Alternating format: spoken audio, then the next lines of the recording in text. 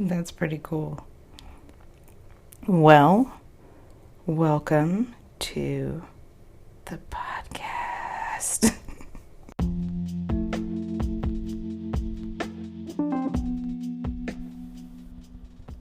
Welcome to Freedom to Fight. I'm your host, Anura Mathis, and today you'll be hearing a short interview with one of my friends and training partners, Cody Roberts, and he's going to share his martial arts journey with us. I hope you enjoy.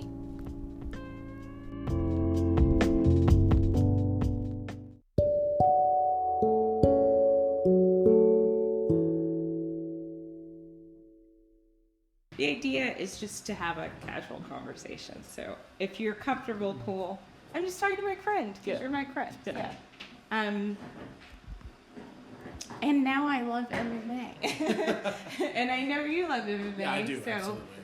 that's what I want to do. That's what I want to talk about. Yeah. Why you like MMA. What made you start? Well, I'll start with just who I am. My name is Cody Roberts. Sure. I've been training on and off MMA for, I'd say 6 years. I consider myself like a recreational MMA practitioner, not somebody who's trying to go pro or anything like that. So take that into consideration as we move forward. But to start with the first question, what made me want to start training MMA?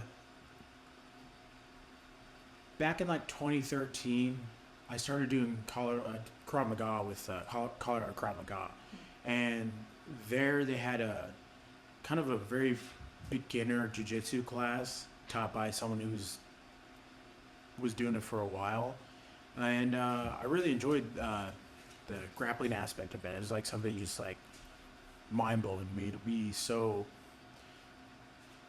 have what you can do with your body and the things you can just do. It was just, I thought it was a lot of fun, and it was challenging as well. It wasn't until we had this winter camp where all these Krav Maga practitioners, they usually get all these like special guests, and they had this MMA gym from North Carolina called Jim O, and the lead instructor there is named Jeff Jimmo. Really cool guy. He's actually got pro fighters in the UFC, fighters from all over the place, and they're really awesome people. And when I was training with this guy, his name was Chase Gamble. I'm sorry. No, you're fine. Do you want to readjust the more space? No, I'm fine. Okay. For those who don't know, there's a dog pouncing all over me right now. So Rosie. yeah, Rosie, she's just the sweetest thing. But anyways, yeah. So I was training this guy named Chase Gamble, and he did a lot of wrestling and grappling, and he really pushed me, and I was just so, I guess, enamored with how far it can go and like how skillful, and it was just awesome. I was like, this is what I want to do. So I started looking for gyms. The first gym I went to was Foosbox. It was primarily based around Sambo, and I learned a lot. Around Sambo? Sambo is a Russian grappling art. It's a mix of American wrestling, judo, and there's also a combat variation where they put on gloves, headgear, and it's now you're throwing it in like Muay Thai. Huh. You can do headbutts, knees. So it's just MMA with a jacket at that point. Okay. So I really enjoyed it. I learned a lot. If anybody's ever trained, She's got gonna bones keep going all over doing the place. Goodness. You have to sit down, Rosie. It's totally fine. Yeah. I want these parts to be in it too.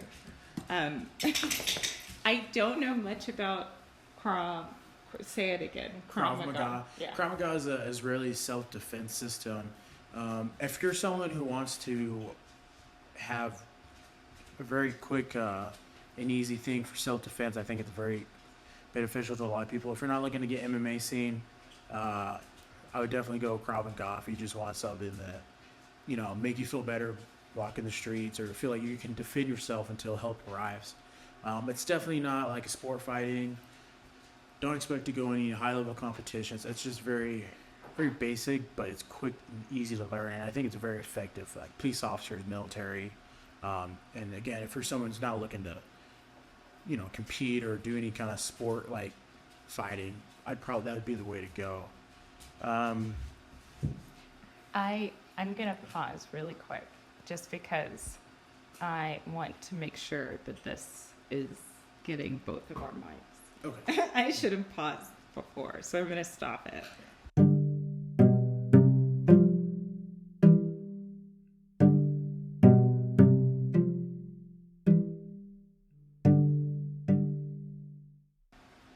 So yeah, Combat Sambo.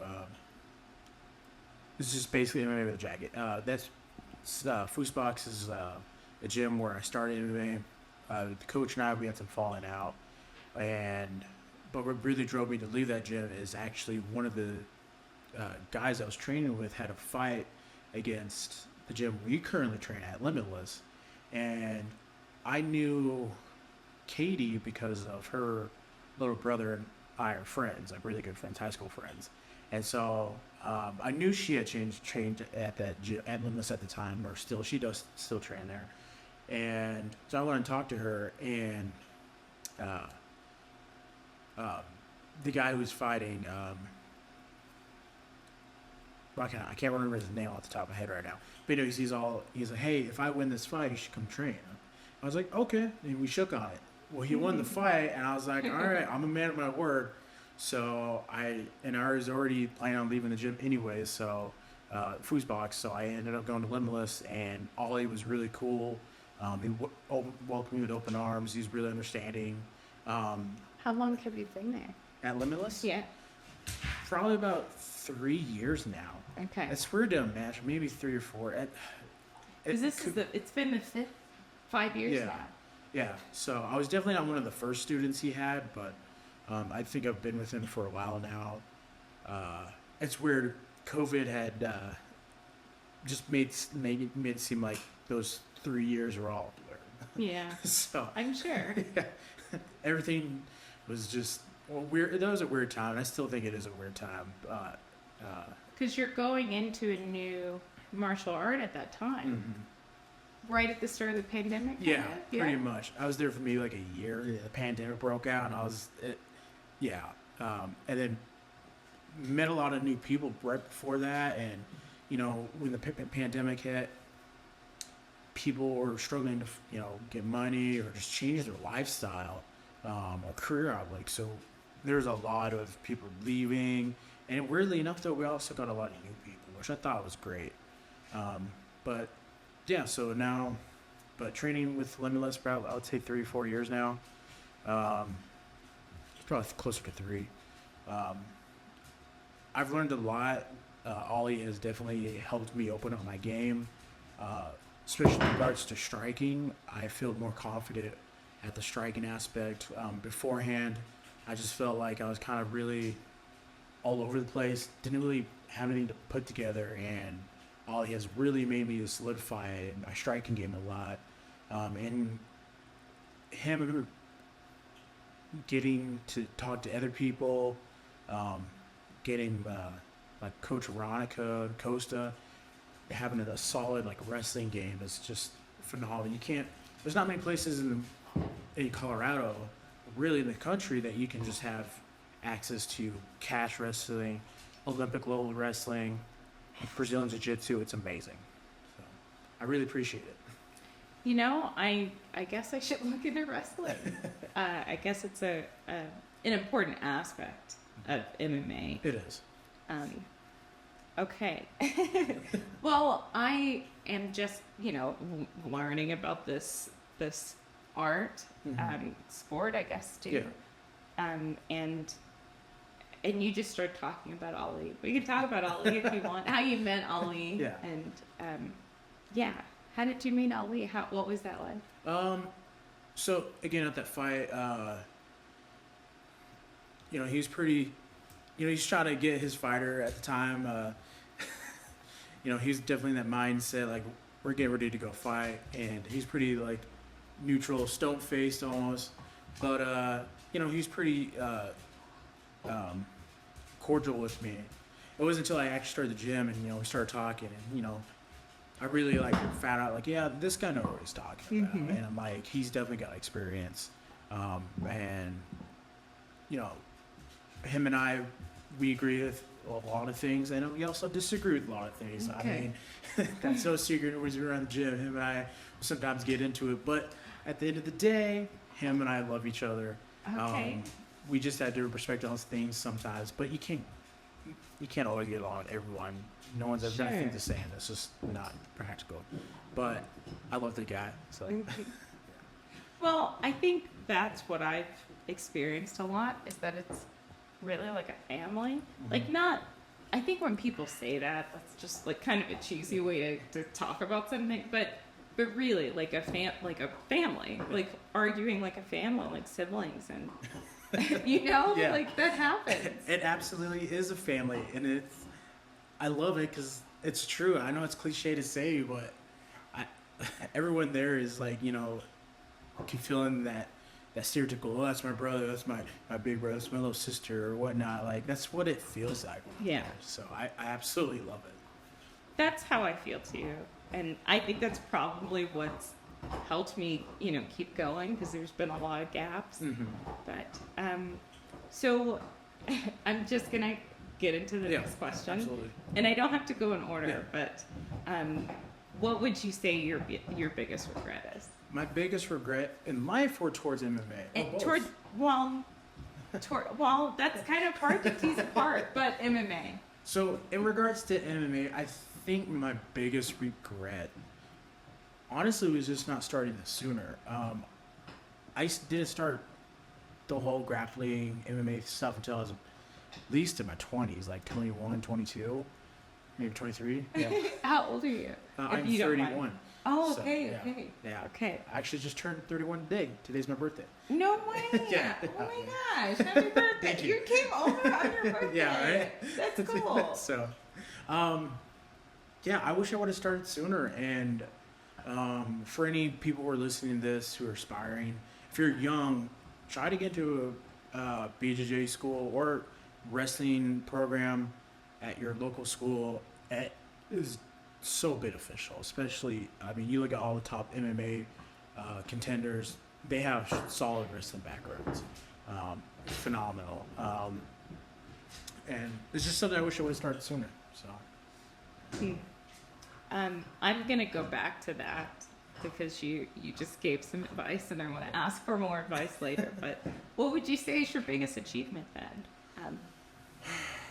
And it doesn't. Oh, and let me preface this by I don't know if you've done any fighting, but even if you haven't, just honestly, what do you think is your biggest takeaway from this? I haven't done any official fight. I mean, I've done grappling matches. One of my biggest achievements in regards to MMA was my very first tournament.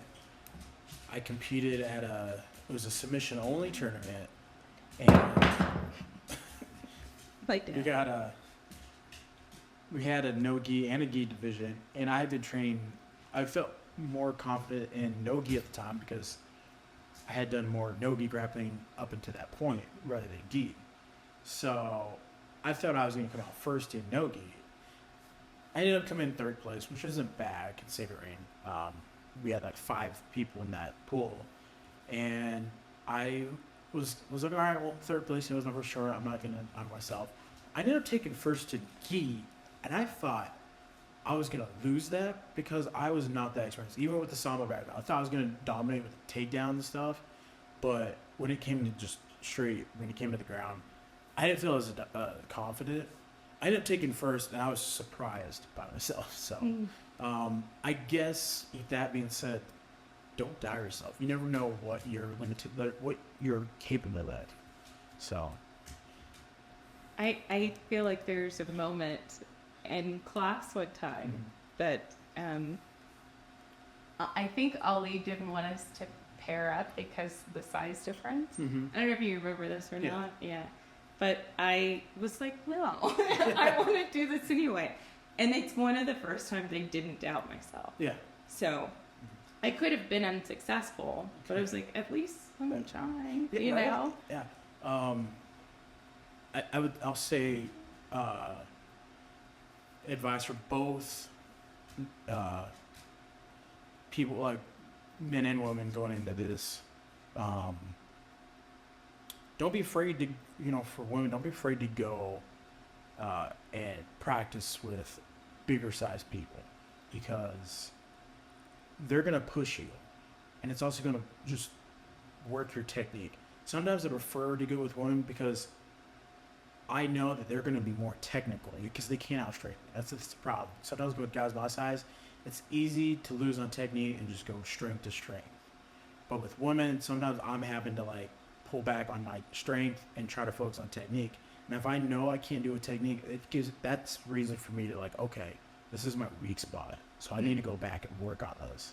It's very easy for someone just to like just strength bulldoze through and get like, oh, the technique worked. It's like, no, Brute force. yeah, it's more, that was more brute force than it was technique. So I'd say that would be my advice for men and women. For guys, don't be afraid to go with the small chick. Work on your technique. If you can't do it strictly off technique, you need to go back and work on stuff. Yeah. So that would probably be my advice. I'm glad you brought up men and women, like, because I don't know. I don't know how I feel about it, but I think that men and women should fight each other. Mm-hmm. Like, I think in competition that should happen. Yeah. Because I'm training with you. Yeah.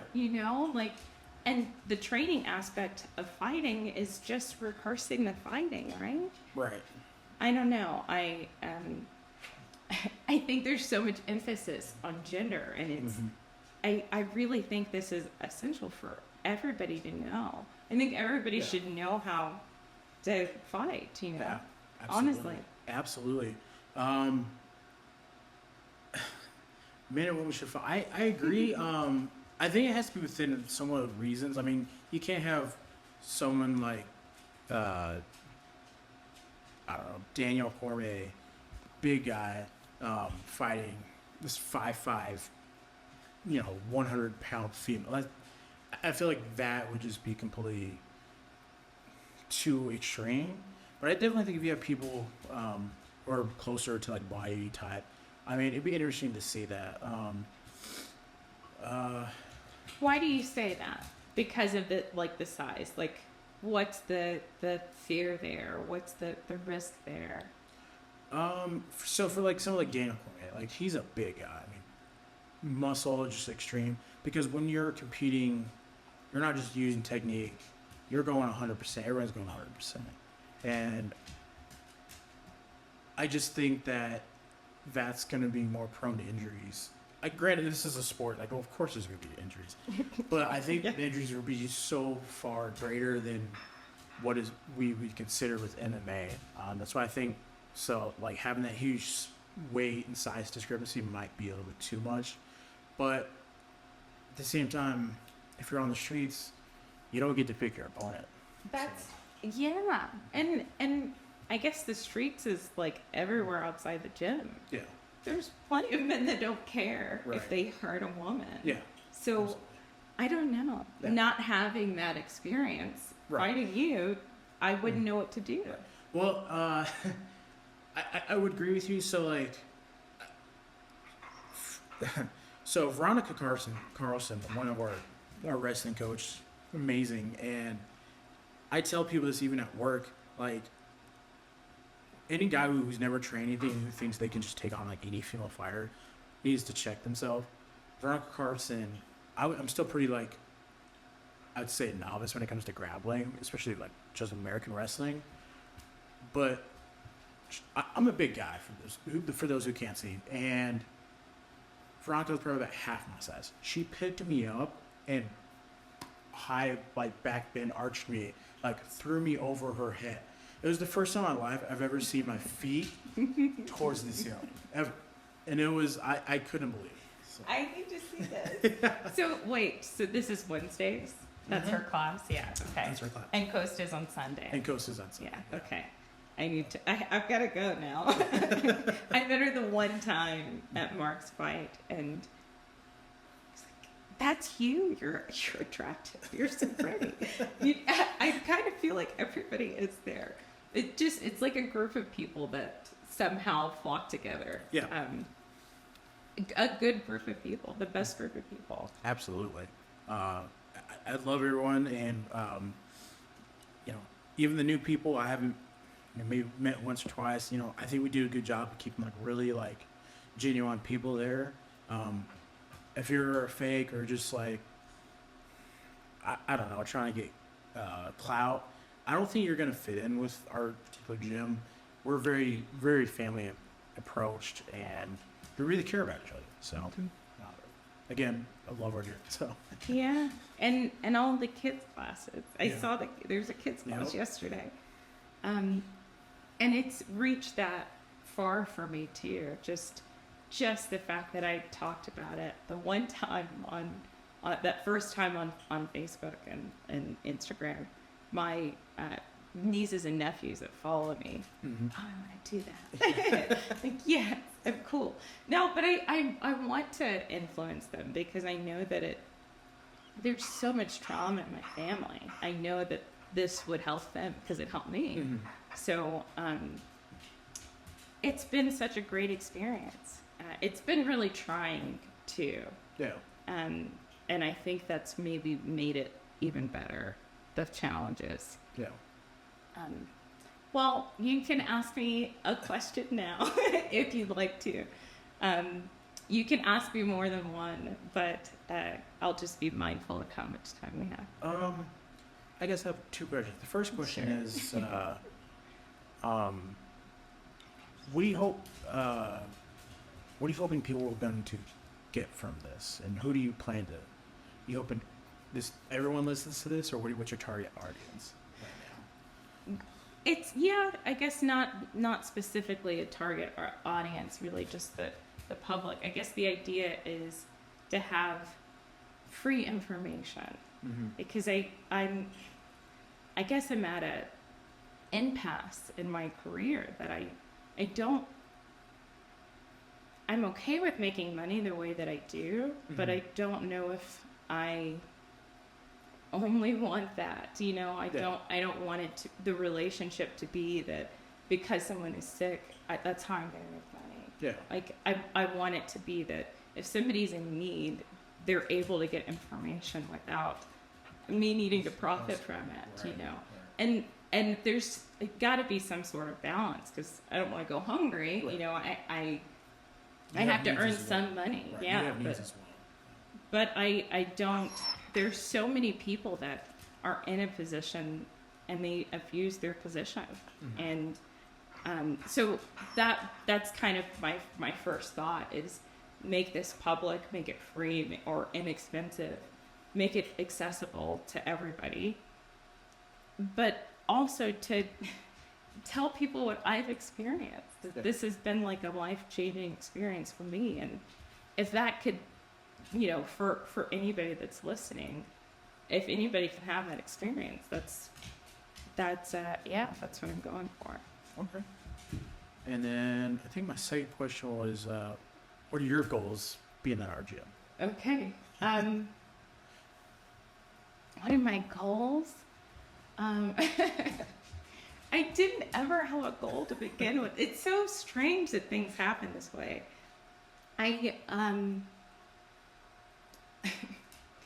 Funny story. I really was like, I'm just gonna go and nobody's gonna notice me. Nobody's gonna pay attention to me. Like Louis C.K. has a joke about sharks. Mm-hmm. Like, I wonder if sharks know that they're not being sneaky because they have fins and we can see them. Like, everybody can see that I'm a black woman. Yeah. Being a woman in an MMA gym makes you stand out, but also a person of color. So I just was like, nobody's gonna notice me. I'm just gonna go and have fun. Right. That's all I wanted to do. I wanted to learn how to do a backflip. That's not what we do there. It's not. It's so funny that my goals were not anything in line with what happened. And so I don't know if I have goals. I just want to keep bettering myself. That's why I'm there. To better myself. To work through my trauma and yeah. If you want to do a backflip, you need to come to Coast class. He makes us do all these like cartwheels and tumbles. Really? So yeah, he definitely makes you work on your balancing. Okay. That's really funny. Love you, Costa. Well, we can keep chatting, but I don't have anything else. I do have something. Sure. Another piece of advice for anyone looking to yes, get into sorry. MMA. You know, you're fine. Listen to your gut. There are a lot of gyms out there. Some gyms only care about, you brought up, exploiting for profit. Bringing out the Marxist in me. Please, yeah, be free. They only care about the money that's in your pocket. They don't necessarily care about you. Or they want to indoctrinate you to a cult. There's a lot of kind of culty gyms out there. And if you don't feel comfortable at the gym, leave. If you feel like you spend too much time in the gym and you feel like you need to leave out of some sense of loyalty or something because you've been there a while, don't. Each person's martial arts journey, that's their own personal journey, and listen to your gut and follow what it says. If you feel comfortable at a gym, even if you've been there for 2 years and it was comfortable, and then something changes and you don't feel comfortable anymore, leave. There's no reason. Your presence is mine. It's probably the most important. So find a gym that works for you, and try out other gyms. If you find one that you like and you feel comfortable there, go to it. You don't have to stay at a gym if you feel uncomfortable there. So that'd probably be my biggest advice for people. I'm so grateful that how lucky am I to have found Limitless the first time around. I just Googled martial arts or self-defense or something like that to have. If people don't understand how much they mean to me, because I haven't, I guess, shared that, but I could have ended up at a terrible gym, people exploiting me or taking advantage of me in some way. And I did not have that experience at all. I feel very safe. So, I definitely trust your gut. Yeah, absolutely. So that's all I got. Appreciate you for having me. Yeah, thanks for coming and being my first guest. Okay.